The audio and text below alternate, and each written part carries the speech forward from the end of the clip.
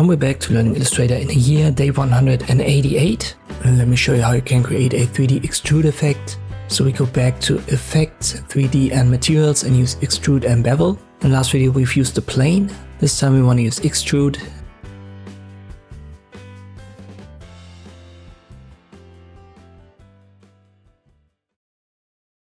And I'm going to use a simple star for now. It's actually pretty straightforward. The depth defines how far the extrusion goes. Then there's a twist. It's going to twist each of these generated depth elements. So you can see, for example, 45 degrees adds a little bit of a twist to each one. Therefore, it looks kind of like a circle in the end. Usually you want to have that set to 0.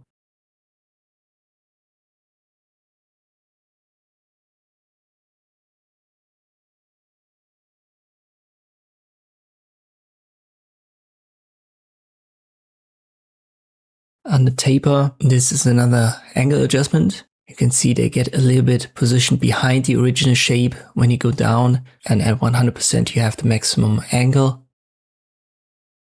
Cap is important here. You can make that hollow, but the default right here is this closed, this filled shape.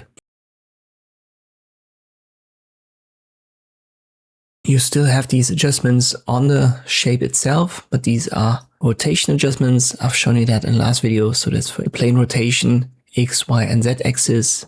And you also have a perspective slider below. Once more, that's something that I've talked about in the last video.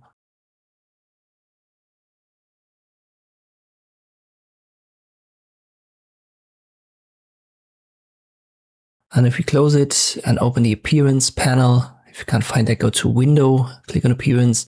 You will find it again, so you can left click here and readjust it.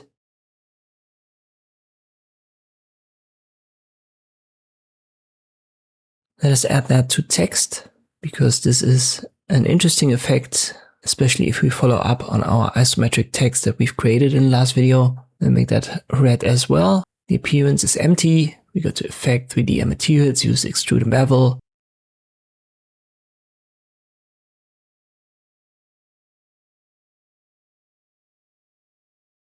Make sure Extrude is active right here.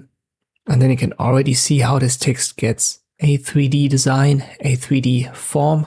When you find a good value for the depth, when you type in something new, you always have to press Enter for the changes to be active, or simply use right here the slider. And we go to like 110, 120, something like that. I'm going to keep the twist to 0, and the taper can be interesting for text, but I'm going to keep it to 100%.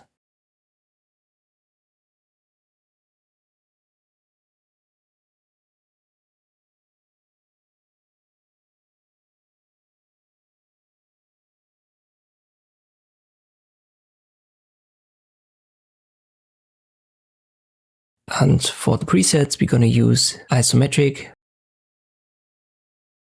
but not left. Let me use right. And this would be one way to create this typical 3D isometric text. Once again, you can find it now under Appearance. And that's important because if you just try to adjust it by going to Effect and Extrude and Bevel again, you're going to get a warning message. For some of these effects, it works so that you can re-show it again, but this will be an effect added to the effect. So you will then not adjust the existing effect, you will just apply the effect 2 times. Therefore, it's important to use the Appearance menu if you want to adjust your effect. I hope this video was helpful. Thank you for watching, and I'll see you next time.